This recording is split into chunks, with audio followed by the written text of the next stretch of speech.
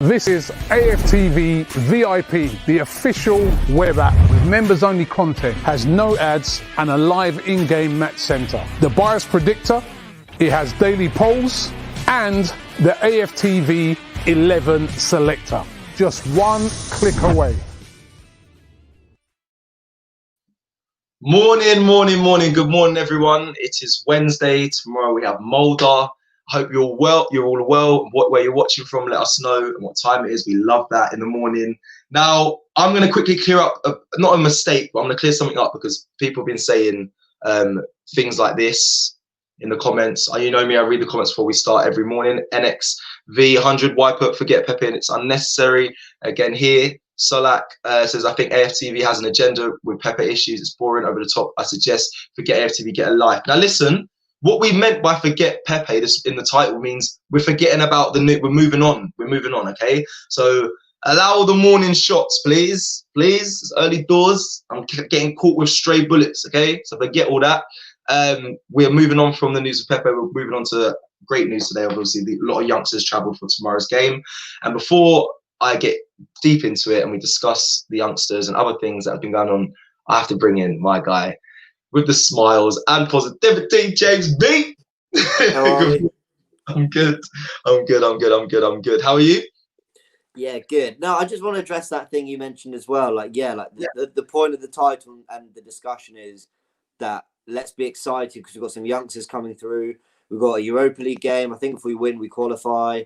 Yeah, we do. There's actually plenty to be excited about for Thursday. Let's forget what happened with Pepe and move on. So, yeah, people might have slightly misinterpreted that, and I understand why, but wanted to address that. But also, just another thing about these agendas on Pepe, like, everyone's got different opinions, but anyone who's tuned into our show know that we are not his biggest fans. We have said for a long time that he doesn't deserve maybe as much credit as fans are giving him, but on this occasion, we've defended him as much as anyone. Like, I actually think we've been incredibly fair about him. So, just wanted to get that out there. But yeah, let's have good vibes today, because I've been a bit... I've been arguing with people in the comments the last few shows. I should probably start, but anyway. Yeah, James, guys, if you know how to prod James, do it today. I enjoy it. It makes the conversation interesting. But no, and again, I know we're gonna move on from Pepe. Sorry, I know it's in the ticker. That's only because again we're defending him. I think he has to start tomorrow or be featured for his mental state and just for as a player. If Arteta doesn't get involved in him at all, he's going to think that's it for me. And I don't think that's fair. So that's it. That's all I want to say. That's why he's in the ticker below. Yeah, cool. I want to start with this comment. Actually, the one I enjoyed seeing. Morning, Ed Melito and AFC Bell. How are you both? James, what's the latest transfer targets for Jan? And the sum up, Mr. Bell. I think we broke this down before, Mr. Bell. I like I'm not the AFC Bell. This needs to stop. I really wish I was. I wish I was. That would be cool. But I'm not the AFC Bell, unfortunately. Just to answer it quickly, they say that we're going to look at Szoboszlai in Jan and maybe go back for Aouar in the summer. So that's all there is to say on that. Okay, yeah, perfect. All right, cool. Let's get into this. So I know it says 3 youngsters set to make a debut, but we have counted that there's 4 have travelled. I'm incorrect in saying. Yeah, James, do you wanna take this? Yeah, so this is I genuinely find this quite exciting. I know for some people it's the kind of neither here nor there. It's the Europa League. It's youngsters who probably won't get minutes in the Premier League. I get all that, and I know that Arteta's kind of got a history. It's only been a year, but he does have a history of favouring senior players, let's say, over some of the youngsters at times. But this is quite exciting news. We've got, I like that comment. We don't buy superstars, we make them. That really was a feature of Arsenal, especially under Arsene Wenger. It was a part of our DNA. And I feel like we have kind of lost that in the last 5 years. Even towards the end of Wenger's reign, we weren't quite as good at it. But the 4 players in question are Miguel Aziz, central midfielder, Ben Cottrell, also central midfielder, following Bellerin, who we saw make a debut, and Emil Smith-Rowe, we know a lot more about him. And obviously for Bellerin and Smith-Rowe, it wouldn't be a case of making debuts, but getting some very important minutes under their belt. What's there to say about them? I mean, the thing I like is that they're 3 forget Bellerin for a second, he's a forward, But the three midfielders are very technically gifted midfielders. They're creators. They're very inventive with the ball. They're very silky. He is, yes, sorry. I can't remember the last time the academy produced midfielders of that ilk. Maybe Jack Wilshere was the last, and that's a long time ago. Yeah, there's news that they're trying to re-sign him. I mean, I don't know how much legs that has. I don't think it's a strong sources, but yeah, Jack Wilshere. Yeah, I mean, at this rate, I would rather promote the youngsters, only because their reputations are so good. So Ben Cottrell is a left-footed central midfielder. You can compare him to Jack Wilshere in his sort of. He's got that kind of guile on his left foot with the way he gets around the pitch. He's quite tenacious, but and by the way, I'm no expert on these players. This is just kind of the bits and bobs I've watched, what I've sort of read. There's a really good, I've forgotten his name, a guy on Twitter who's really good with the Arsenal Academy. I'll check him out in a second and let you know. If you want all your information, go check him out. He knows his stuff. Murray Hutchinson. Yeah, recently signed. Class. Yeah, he's another good youngster. Aziz is more of he's kind of a very technically gifted midfielder, can also play a sort of a defensive midfielder, but I think he's got a lot of strengths going forward. Smith Rowe, we know, is more of a number 10 / winger. Yeah. Sorry, you were saying? Yeah, no, sorry to cut you. Obviously, I watched the highlights of, I'm sure many other people did as well, watched the highlights of the Everton game, under 23s, against Arsenal. It's where, unfortunately, Bellerin got red carded in that game, actually, right. But it was last week. But Aziz, he was class. Right. Class. Yeah, he was class going forward. Yeah, I've heard some amazing things about him. I mean, he sounds like a real prospect. I mean, fingers crossed, because we were saying that about Smith Rowe. We were saying that about a few players. And to be honest, the only one who's really, really broken through is Bukayo Saka. You know, people say Reece Nelson, Joe Willett, but I don't feel they've really, or Eddie Nketiah, I don't feel they've really put themselves in a position where you're thinking, these guys can make a difference to the first team. So we could really do with an Aziz, a Smith Rowe, a Ben Cottrell making that step up. So I hope one of them, or if not a few of them, do. The another one is Catalin Kurjan, who's in the academy. He's not travelled with the squad, but he's another really gifted midfielder. So, I mean, the academy looks bright. We could really benefit from it, but I hope they get these minutes in Mulder. And anyone who doesn't know a lot about Mulder, who doesn't know too much surrounding this game coming up Thursday night, we're going to do a preview that will come out later today. And now, I've just been doing the stats on them, some really interesting home stats in Mulder's favour. So I don't think it's going to be that easy, but I really hope these youngsters get a chance because they need it. It's about time. On that note, the Mulder, I mean, I want to just speak about tomorrow. I expect a clean sheet. Now, we didn't get a clean sheet last game, but I feel like we won 4-1, but then, we're 4-1, but I don't think we actually convincingly won. Like, I watched it back again. I watched the whole game back and I was like, it was obviously the scoreline says that it looks very clear, but it wasn't. Honestly, we had to counter-attack them a lot. Their first goal was a lack of concentration and they got a shot from outside the box. And it went in. The keeper. Some people say the keeper was. Weren't there 2 own goals? Were there 2 own? Yeah, no, I agree. The scoreline did slightly flatter us, although I don't even think we played badly. Do you know what it was? It was just it was a classic Europa League group game. Do you know what I mean? Yeah. Like we're not really at our best, but we're better than the other team, so we'll still kind of score quite a few goals. For them, it's like their biggest game of the season. They're playing at the Emirates. They give it their all. They play quite well. Yeah, maybe they nick a lead. But ultimately, we had too much for them. Sorry, I mean, the Europa League is about the only thing I can be arrogant about as an Arsenal fan, because in the league, we're not doing anything. Facts. Whisper Clips, thank you for your super chat. He says, Bellerin is underappreciated by fans. From the fans I know, but we have discussions in the office at times. That seems a fair statement. 3 Premier League assists, 1 in 3 of our goals. Most creative players so far. I love Ainsley Maitland-Niles, but shouldn't be ahead of him. Ainsley Maitland-Niles for EL Europa League, obviously, is what he's saying. There. Now, go on, Jen. I'll give my opinion on that after. Go on. What's your opinion on that? Because Bellerin's a tricky one. Yeah, it's a tricky one. My overwhelming thought is 3 Premier League assists being a third of our goals is is really bad. Yeah, yeah. Is it all? I think that's right. I'm wondering if it's maybe not all of them came in the league. Maybe some came in Europa. Bellerin, I defend him more than most. I quite like him, but he's not by any means flawless. He does make a lot of errors in game. He could be having an 8 or 9 out of 10, but he's still got an error in him. Whether it's just a lapse of concentration or he sold the dummy too easily or whatever, but he's got a bit of pace and a bit of drive, and he creates chances, and he's been one of our best chance creators recently, which is incredible. So, his pacing behind is invaluable, clearly, to Arteta and what he wants to do. I don't think he deserves some of the stick he's been getting, as I can see in the comments, but yeah,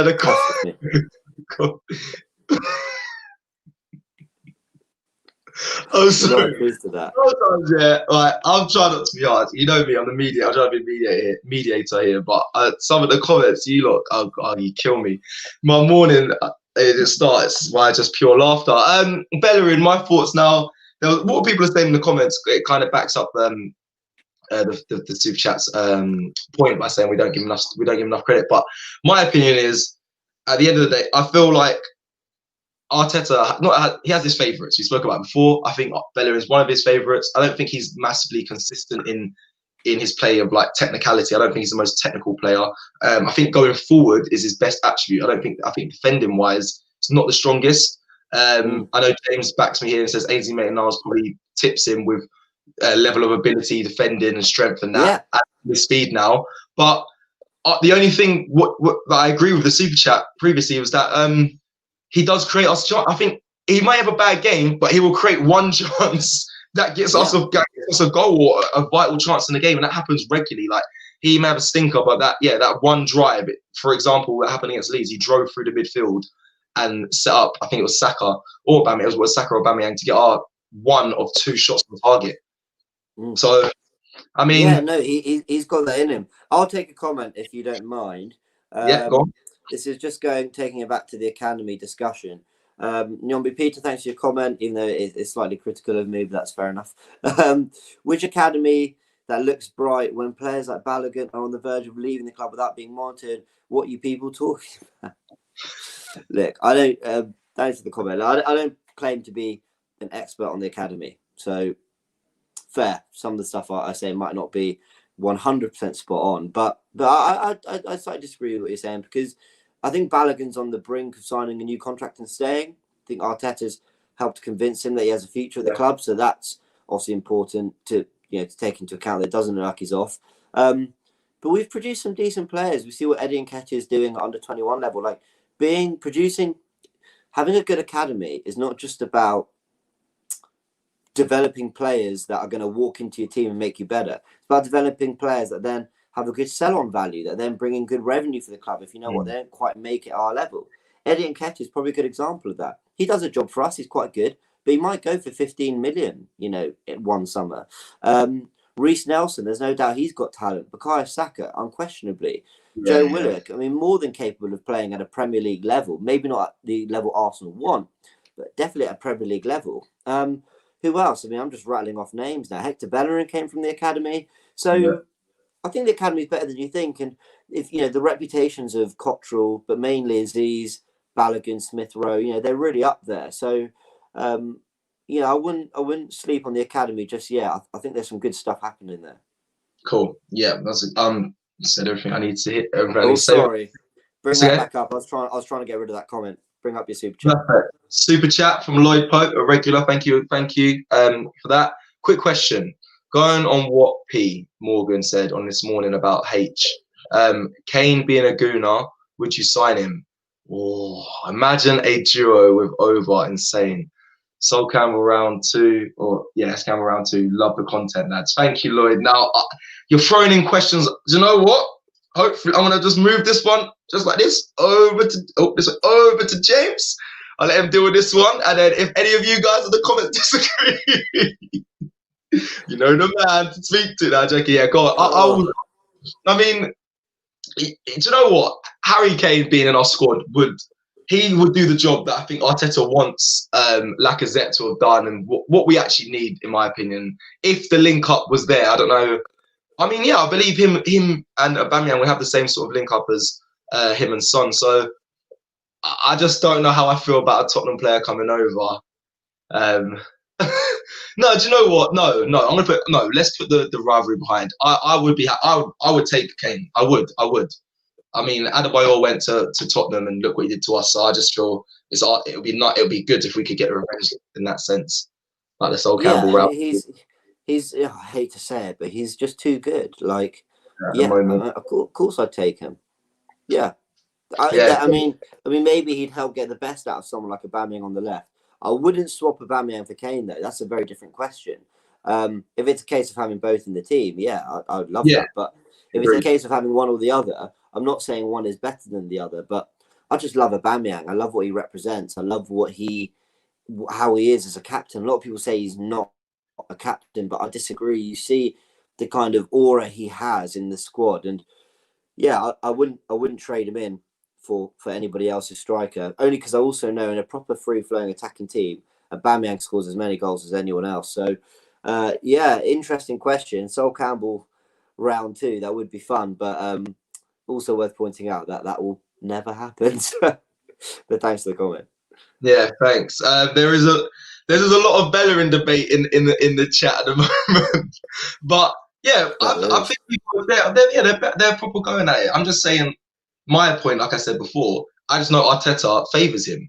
I'm not saying that he might be to the level that we need there, but the options are Bellerin or Ainsley Maitland-Niles, and I know Arteta always favours Bellerin due to he always will create a chance. So that's my talk on that.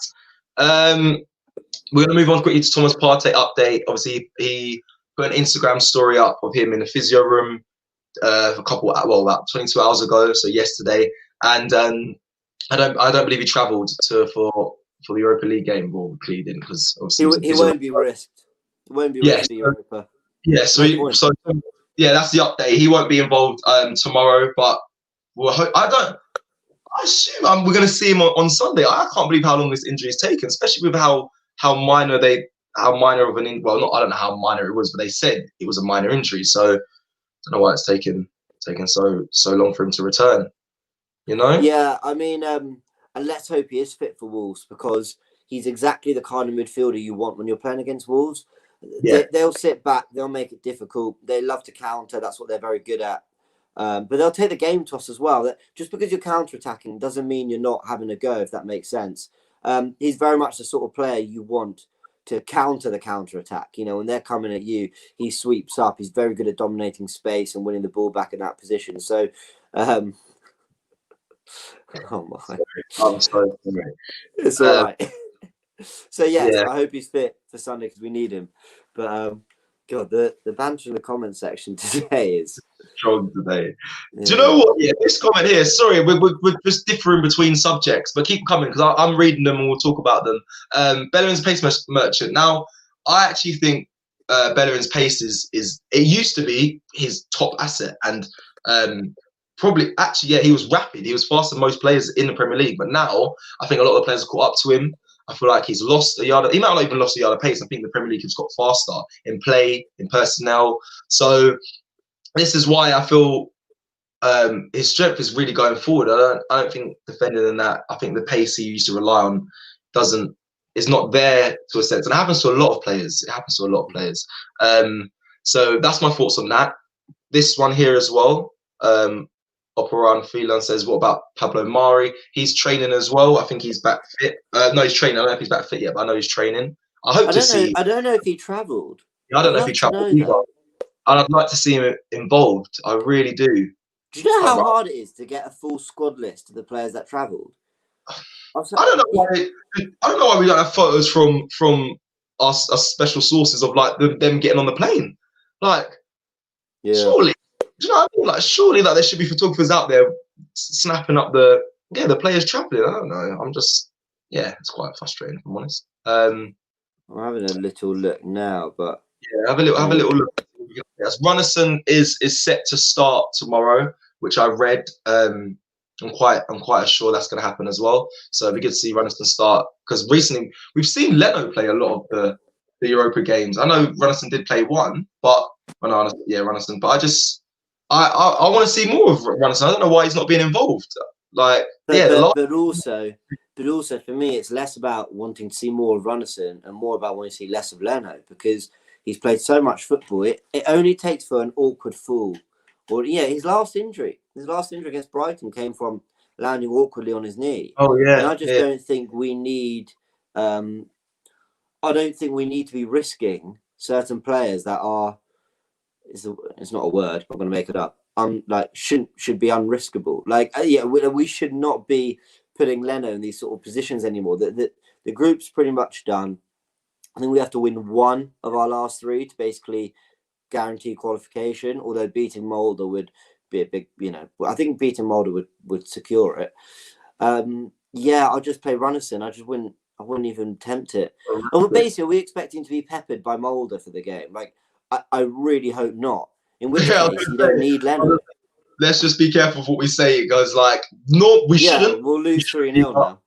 Yeah, we shouldn't be. But listen. I don't know what to expect of Arsenal these days. But yeah, you're right. You're right though in that, James. We should be saving players. And on that note as well, Saka.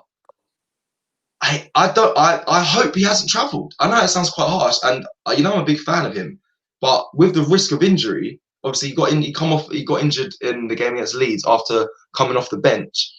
I mean, the kid's playing every minute possible. Everyone looks at him as a saviour for most clubs. It's like, bro, let the kid have some time off, because we need him. I'm going to say we need him for Sunday. We need him for every game, if I'm honest. But yeah, I hope we see, which we spoke about at the beginning, the likes of the youngsters that have travelled. I hope to see a lot of them play. It'd be nice to see Bellerin as well. I really, really was impressed with him when he came on and made his Europa League debut. And what's fascinating for these youngsters as well is that the first team players, they're really not doing it. That's the thing. Like, Lacazette's not at it. Aubameyang's not at it. Pepe's not at it. And Nketiah, in fairness, hasn't really been given a proper chance. Hasn't really looked at it at this level. There is, if Arteta's brave enough, there is an opportunity for Smith Rowe. There is an opportunity for Balogun, Aziz. These players, they can make that position their own if they really come strong. Do you know what I mean? Like, and I don't think Arteta's as scared of playing youngsters as he's looked to. Like, the fact that he plays Saka because he trusts him and he believes he's good enough, and he's played him in lots of big games despite the age. So if these players can elevate, and I know it's a big ask, but if they can elevate themselves to that level, they will get a place in the team. It's not like there's a super informed striker keeping Balogun out. Do you know what I mean? Like, yeah, but the door is open. On that, I have a big question actually to ask everyone. I want to ask it just straight after. I'm going to get through the super chat quickly, just because, and then we can ask a question. I want to know you guys' opinions, and I also want to know James's as well, because it's going to be a tough one. Mark T, non-regular, we see you. Thank you so much. On January, we need to sign a cam.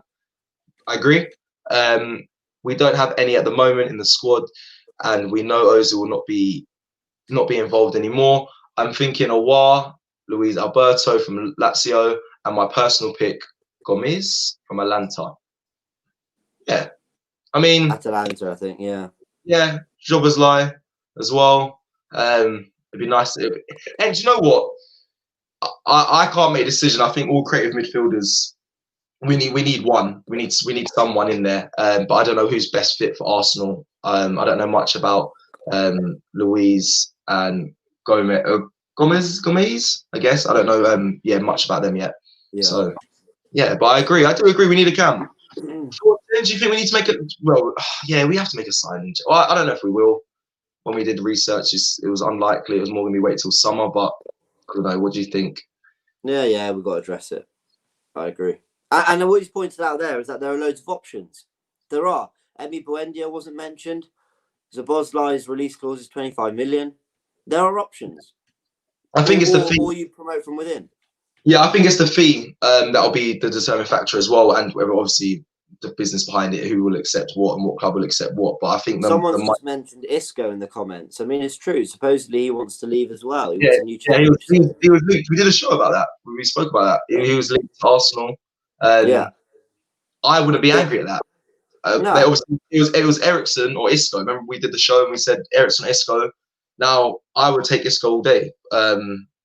Definitely over Ericsson. According to a pretty reputable source, Ericsson's been offered to Arsenal as well, but we're just looking at other options before him. So, so expect to. He's saying expect to sign in January. We just don't know the personnel right now, basically. Yeah.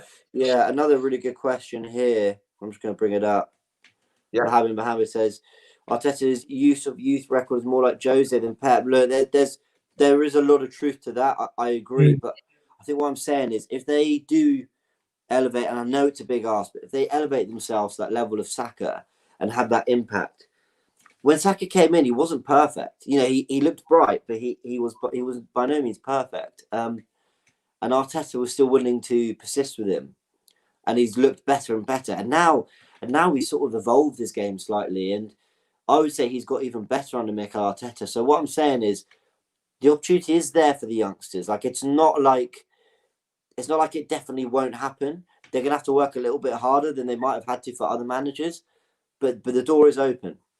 Yeah, it's from a young from my recollection of watching young players. It kind of starts with getting opportunity, which is the main thing.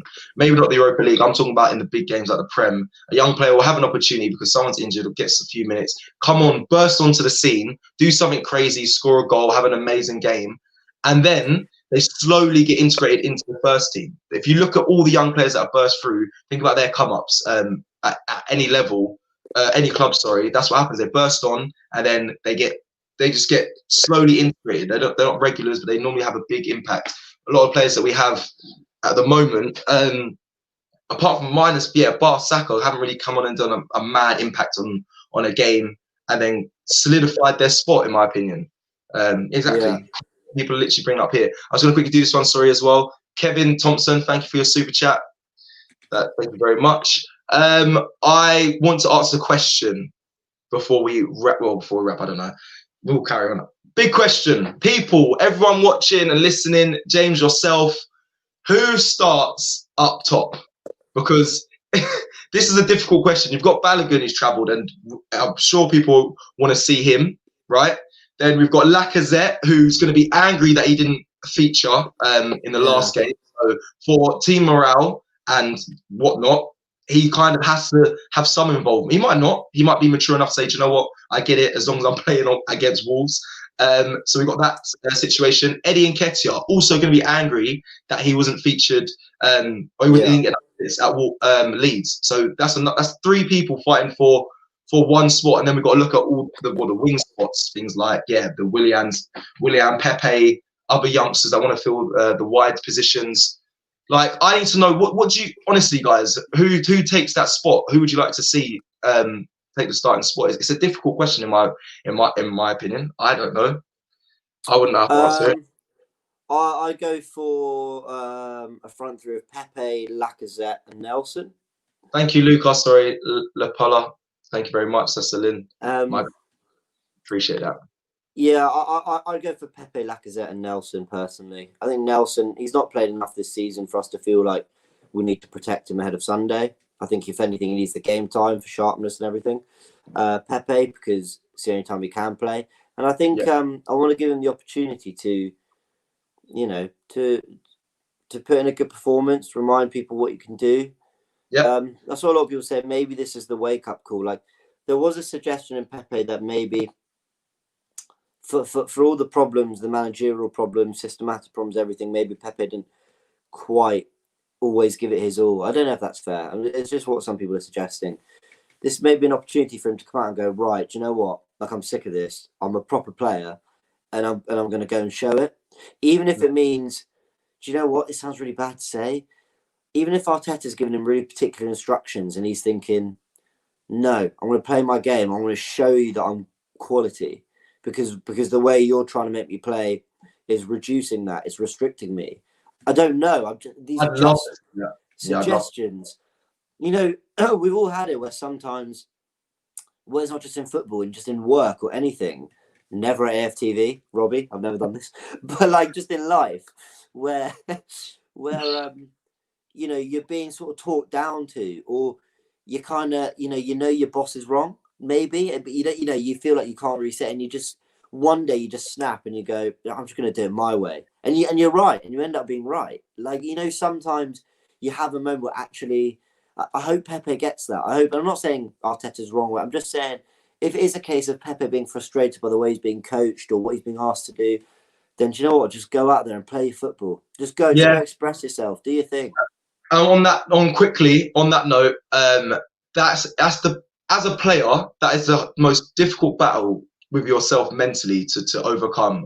When I was playing, I always said, like, you get signed as a player for your attributes, like your rawness, your talent, your skill, and then you get signed. You're like, yeah, brilliant. Say Pepe, his talent and how he beats players. Then you get brought to that club, and the manager says, I need you to play like this for this system to work, which goes against what you were signed for.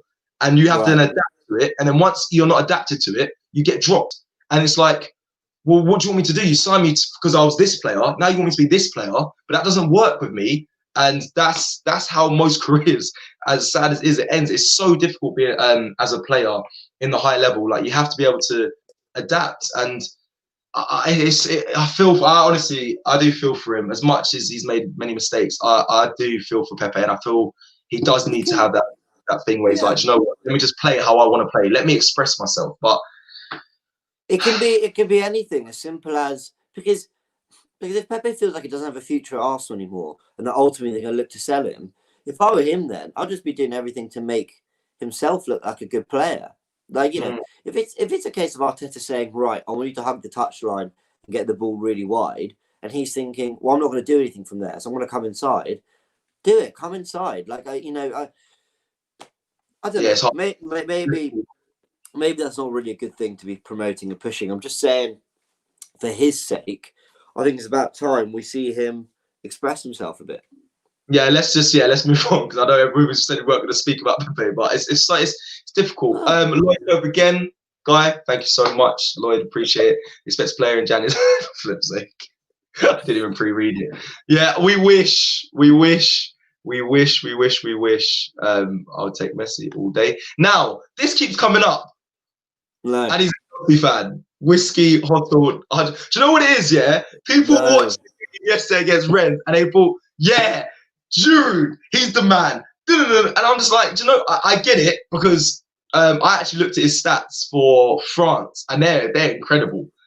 He's close to Chelsea. He's great for France. We know we know, and he's great for you, Chelsea. We know he scores quite a few goals every year. We know that. Yeah. But he's so flawed in so many other parts of his game. Giroud is a good footballer. He's a very good footballer.